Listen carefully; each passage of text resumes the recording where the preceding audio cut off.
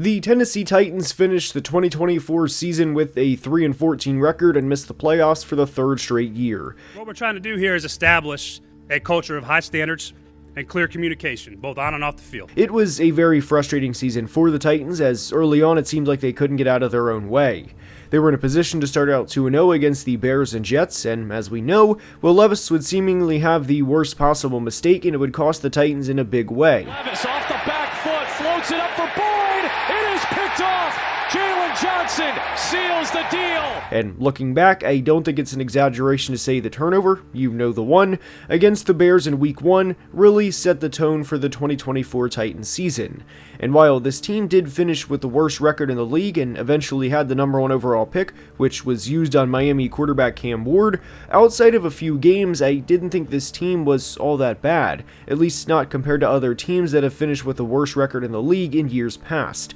And one of the biggest things with the 2024 Titans as to why they lost so many games was they couldn't stop beating themselves. And when you have a minus 16 turnover margin the way Tennessee did last year and are led by Will Levis and Mason Rudolph, inevitably you're going to be limited as a team. But as we enter 2025, I firmly believe the Titans are finally moving in the right direction and they're finally doing a lot of things the right way. And from the minute the A.J. Brown trade was made, really through the time Ran Carthon was fired, which was in January of 2025, the Titans were seemingly stuck in a downward position on a roller coaster, and it seemed like it kept getting worse over time.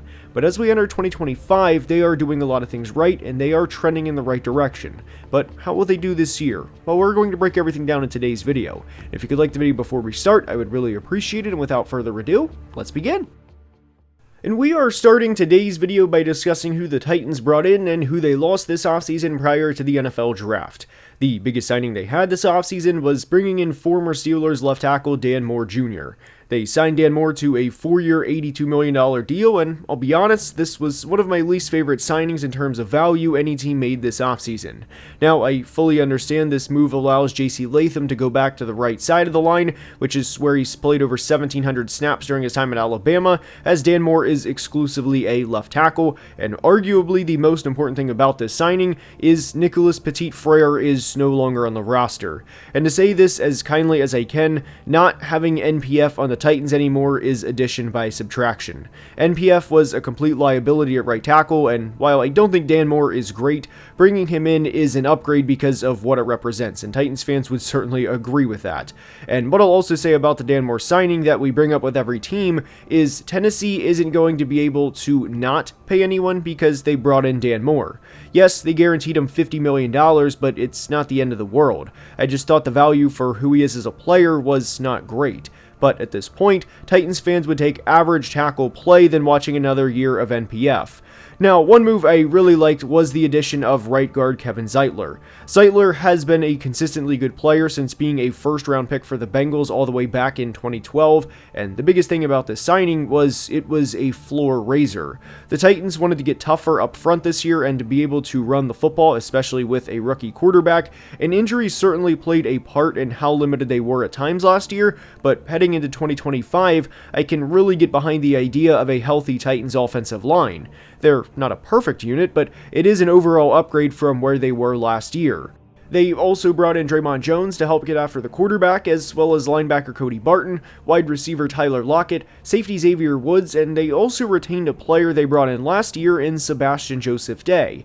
Now, one big thing we will continuously hammer home within this video is Rome was not built in a day. So when you see several free agents that are past the age of 30, like Kevin Zeitler, Tyler Lockett, and Xavier Woods, they are more or less placeholders for what first-year GM Mike Berganzi wants this team to look like in the future, meaning 2026 and beyond.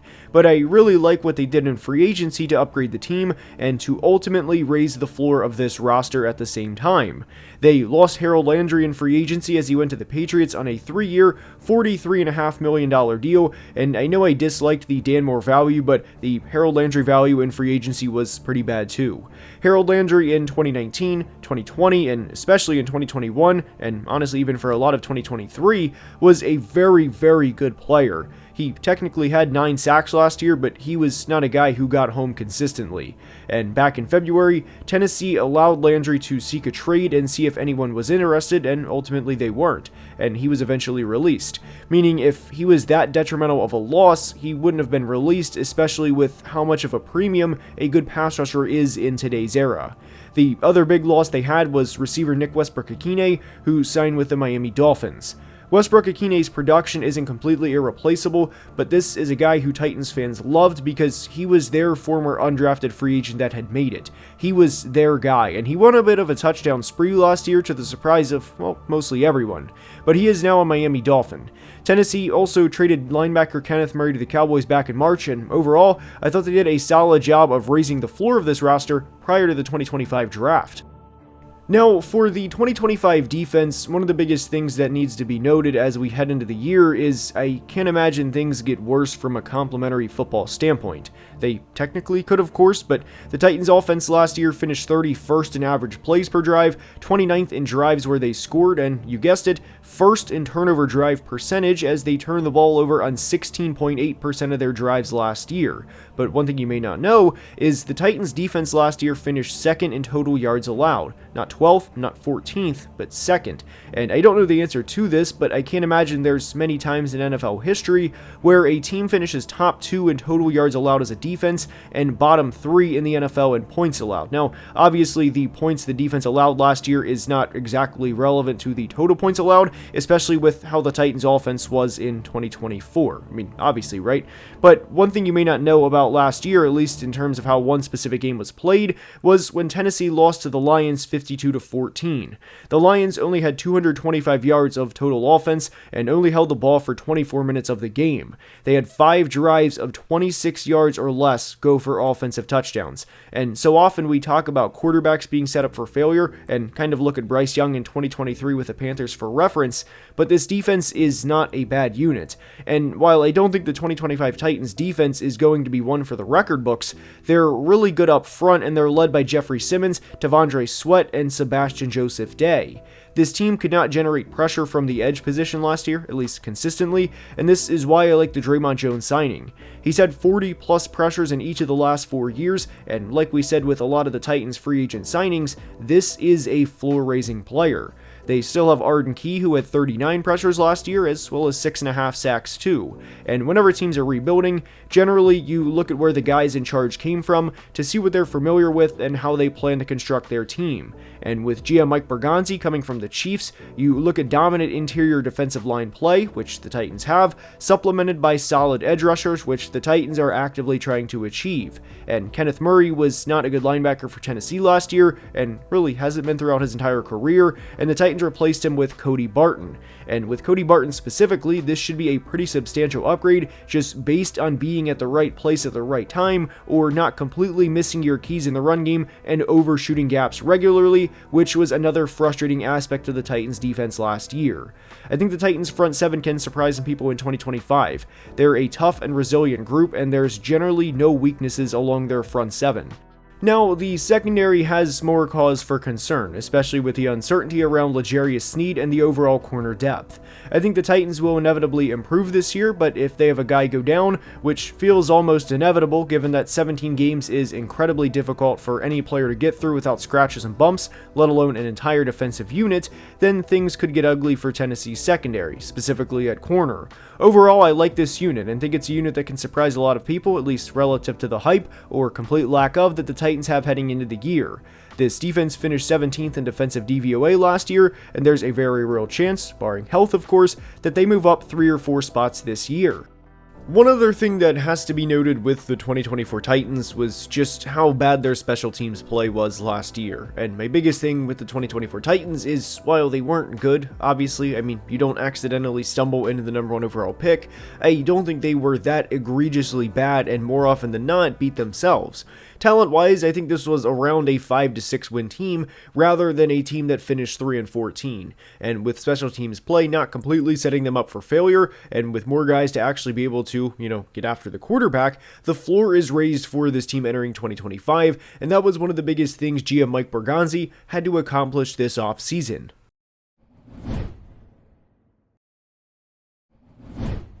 I really like the Titans 2025 draft class, and before we dive into the Titans 2025 draft class, one thing I do want to preface is with a number 1 overall pick that's a quarterback. Obviously, a lot of what we discuss with Cam Ward will naturally overlap with the offensive portion of the video, so we're not going to repeat the same exact thing with Cam Ward that we're going to discuss within the rookie impact, as well as within the offensive portion of the video. Now, with Cam Ward, there is a lot to discuss. I tweeted out a couple of weeks ago that I don't think there has been a quarterback that has been talked about less than Cam Ward, a number 1 overall pick, heading into their rookie season. And it's okay to talk about how good Cam Ward is as a prospect, and you don't have to diminish Cam Ward by saying, well, guess what? He's not going to be as good as Jaden Daniels, or he's not going to be as good as CJ Stroud. Cam Ward is a really good quarterback prospect, and I hate the fact that whenever people talk about Cam Ward, there's almost this diminishing fact within him. Oh, he's good, but, or he's going to do this, but. And he's a really good football player. I think he compares very favorably to Jordan Love, and that can be taken negatively, I guess, but there's a lot of similarities between their games. Jordan Love, to me, is a really good quarterback, and he had a bit of a down 2024 season due to the fact that he got injured in week 1 and then kind of battled that injury throughout the year. But with Cam Ward, there's a lot of the same things that you see in his game. He's an anticipatory thrower. He does a really good job of layering throws. He has really good touch on the football, and with Cam Ward, he has, I would say, between good and great arm strength. Now, whenever you think of the Anthony Richardsons and the Joe Miltons level of arm strength, it's not really fair to compare Cam Ward to those guys, but if average is here and Anthony Richardson and Joe Milton's arm strength is there, Cam is probably somewhere in between the average arm strength for a quarterback and then that, alien level ability. But Cam has improved year over year from going from Incarnate Ward to Washington State to last year with Miami, and there was a big difference between 2023 with Washington State, where Cam was definitely a gambling man, and there is one part of Cam's game that I don't think is ever going to disappear, and that is, again, the gambling part or the gunslinger part of his game. But that's what makes him good, is his ability to fit footballs in tight windows that some other quarterbacks wouldn't even attempt to begin with. Now, there's definitely a downside of that, and Cam Ward will probably have not just one, but probably several welcome to the NFL moments, especially within the first 5 or 6 games, because the Titans' schedule initially in 2025 is pretty brutal, and there is probably going to be some national media pundits that definitely take victory laps of saying, hey, Cam Ward is not that good of a rookie quarterback, and you get the point. But Cam Ward, by season's end, I think will be a really solid player, and certainly a quarterback the Titans fans are going to convince themselves of that he's going to be the franchise quarterback. I like Cam Ward a lot as a prospect. I think he's going to be a really good player, and I think you're going to see him gradually progress over the course of the 2025 season.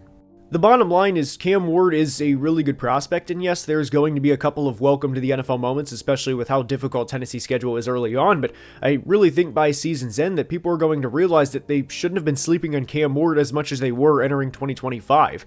Now, where the Titans draft for me kind of brought it down from an A+ to an A, because I really, really liked this draft class, was selecting Olufemi Oladejo at pick 52. I didn't dislike Oladejo in the draft process, and I liked him for that matter. I just didn't like him at pick 52, and I think that kind of belief, represents several other players in the NFL. You may like a player, but hey, are you going to take the said player over a top 5 or top 7 player at another position? And you kind of get where I'm going with this.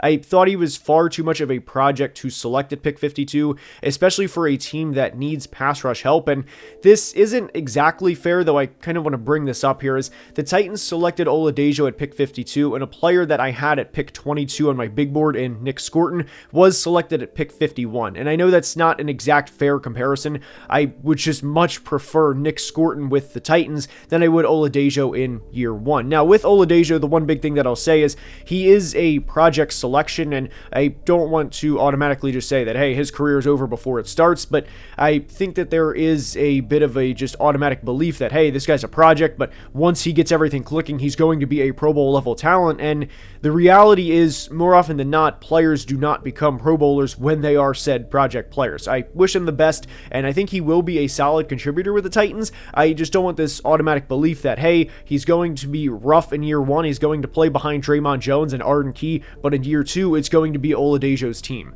From an actual stat projection standpoint with Oladejo, I think a 25 to 30 pressure rookie season would be good for him, along with 3.5 to 4 sacks, and hopefully build on that in 2026 and beyond. Because remember, for most of this year, Draymond Jones and Arden Key are going to be in front of him on the depth chart, and unless he absolutely tears it up either in training camp or practice or the games early in the year, his playing time is always going to be limited for the 2025 season, at least designated pass rushing situations. Now, with their third round selection in safety, Kevin Winston, this was a prospect I absolutely loved, and with Kevin Winston, this to me is a really safe prospect, no pun intended obviously with the position that he plays, but he's a really good tackler. To me, he is a very high IQ football player, and he had a forced fumble in one of the 2 games that he played against West Virginia in 2024, or one of the 2 total games he played rather in 2024, and this is a player that I don't think will just be starting by the end of his rookie contract with the Titans. I do think that Kevin Winston will be an above average starter at the safety position by the end of his rookie contract. This was a large reason as to why the Titans received an A draft grade, along with a couple of other selections we'll discuss in a minute, mainly Gunnar Helm and Elikayo Manor. But with Kevin Winston, this is a player that, kind of like Femi Oladejo, will come in and be a backup initially, but this is a prospect that, to me, when you look at what he does right as a player, it's, check, check, check, check. What does he not do right as a player? And there's very, very few things. In 2023, he played the whole year for Penn State, and he missed a grand total of 0 tackles. Not 2, not 3, but 0. He's a really clean player. He's a really good prospect, and unfortunately, he did miss most of 2024 due to a knee injury, but he's 21 years old. He'll turn 22 late in the 2025 season, and if everything goes according to plan, which, by the way, the Titans obviously have a lot more access and everything to Kevin Winston's medical records than obviously I would, so I would trust their judgment on this specific situation and think that everything is going to be okay. Kevin Winston should be a really solid player for the Titans for not just a year or 2, but really the next several years.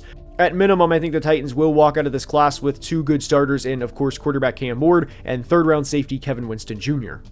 The early part of the Titans' 25 draft on day 3 was when they selected Chimere Dike, Gunnar Helm, and Elikayo Manor, and Elikayo Manor to me is a really solid prospect. He's a guy that reminds me a lot of another former Stanford receiver, and that is Michael Wilson, a high-effort run-blocking player that can be capped at a wide receiver too, and a player that I think Titans fans are going to love because of the tone he's going to set in the run game. And even with Gunnar Helm, a tight end they selected in the 4th round, I know opinions are kind of mixed on current starting tight end Chigakonkwo, but Gunnar Helm reminded me a lot of Pat Freiermuth, where I think he's kind of a jack of all trades, master of none, a solid route running tight end that's going to catch the football whenever you throw it to him, and a player that probably won't have much of a rookie impact just because of how much a second tight end gets the ball thrown to them at the NFL level, but a player that I think should be solid by the end of his rookie contract. I think the Titans did a good job, and Mike Berganti did a good job of raising the floor of this roster while also getting significantly better and ultimately getting a franchise quarterback, and that was why we gave the Tennessee Titans draft an A grade.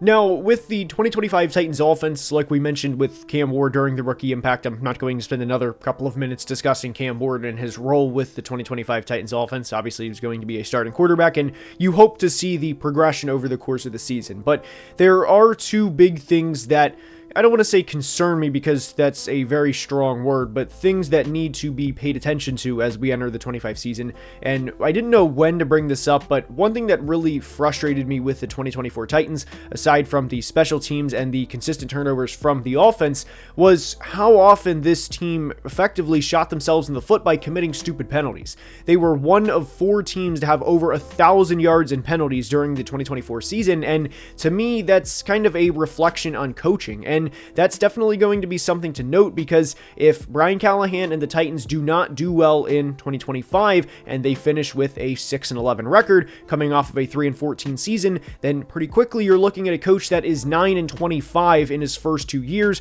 And obviously the Titans have had a lot of turnover in the front office over the past couple of years, and I would wonder at that point in a clear rebuilding year if we would potentially have to have Brian Callahan fired and then replaced, and then have a new head coach working with Cam Ward in year 2. So that is one of my biggest things to pay attention to heading into the 2025 season with Tennessee, and one thing that I will be heavily monitoring throughout the 25 season is penalties, offensive turnovers, and of course special teams, to see how Tennessee does in those areas this year compared to last. Because if they clean those things up, then I really think even going from the worst or close to the worst in the league to even 22 or 23 in the NFL, even what is technically below average, they would improve by 2 or 3 wins alone. And then of course with the improvements they made on the roster, we could be talking about a 6 to 7, I don't want to say 8, but a 6 to 7 win team in Cam Ward's rookie year. Now, one thing that they are of course going to try to do is heavily run the football, and unfortunately Tajay Spears did suffer what is believed to be a high ankle sprain during the week 1 preseason game against Tampa, but that's not going to be a long-term injury, and he is expected to play most of the 25 season, which is obviously a positive. Now, I think there is a conversation to be had that the Titans' weapons are not amongst the league's best, and that would of course be accurate, but I do think Calvin Ridley will go for over 1,000 yards this year if he stays healthy. The connection between Cam Ward and Calvin Ridley, albeit one preseason game against Tampa, did look good, and that's going to be something to build on as we go throughout Cam Ward's rookie year.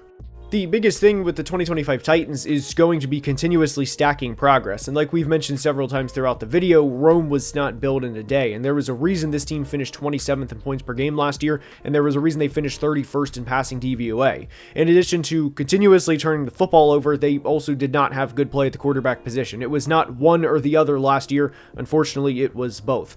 Now, with the Titans 2025 schedule, admittedly, I do think they are going to start out with a pretty bad record, as their first couple of games are at Denver versus the LA Rams versus the Colts, at the Texans, and then at the Cardinals, and that's a brutal 5-game stretch to start the season for anybody, and I don't think it's unrealistic for this team to start out 1-4. I don't think they're going to start out 0-5, but when you have that difficult of a stretch to start the season with a number 1 overall pick, with offensive weapons led by Calvin Ridley, Tyler Lockett, and Van Jefferson, you're going to be outmatched quite a bit, especially in those early games.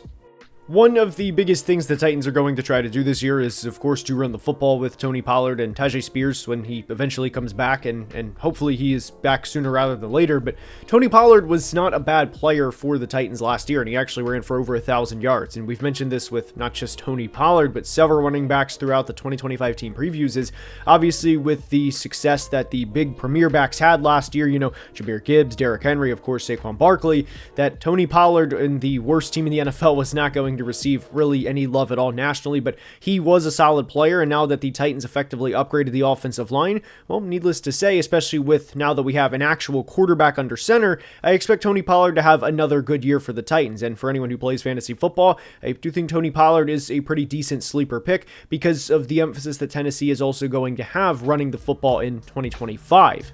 Now, from a stat projection standpoint, I will start with quarterback Cam Ward, and I'll be honest, I wouldn't be surprised at all if he finishes top 5 or top 6 in the NFL in interceptions this year, but whenever you break it down between weeks 1 through 9 and then 10 through 17, or weeks 1 through 12 and then 13 through 17, you get the point.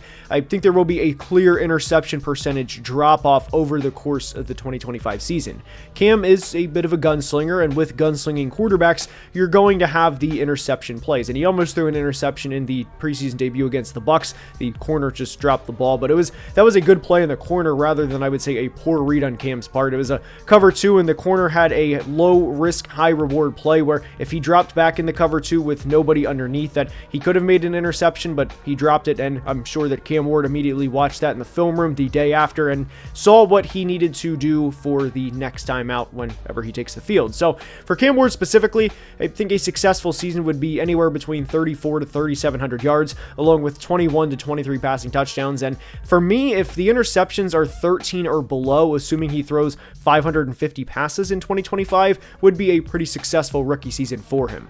Tony Pollard is in a good situation to have an 11 or 1,200 yard year, and I do think he's a fantasy sleeper too, especially with an improved offensive line and also improved quarterback play to the point where teams can't just tee off and say, hey, we're going to stop the run and force Will Levis to beat us.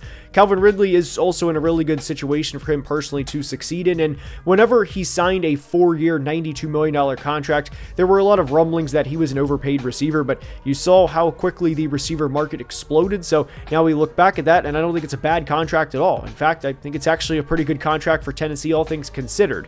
After Calvin Ridley, there's definitely a lot of question marks in terms of production, and I know Titans fans unfortunately have to regularly deal with the washed receivers part on social media with Randy Moss or DeAndre Hopkins last year or Andre Johnson or whoever, but Tyler Lockett at this stage in his career, while he's not going to be a 1,000-yard, 10-touchdown player the way he was 4 or 5 years ago, I don't think he is this washed player that's only going to have 150 yards over the course of a season. That's a complete liability when he's out there. As much as the Titans are going to say, hey, it's more of a prioritization for us to get guys like Alec Iomanner and Chimere DK the football because we have vested draft capital within those guys rather than Tyler Lockett at this point in his career. The biggest thing with the 2025 Titans is going to be the progression of quarterback Cam Ward, as well as limiting mistakes the way that they did not last year from a penalty standpoint and from a turnover standpoint, and especially from a special team standpoint. I don't think the Titans have a high ceiling this year, obviously, and I think a 7-win season would be tremendous for them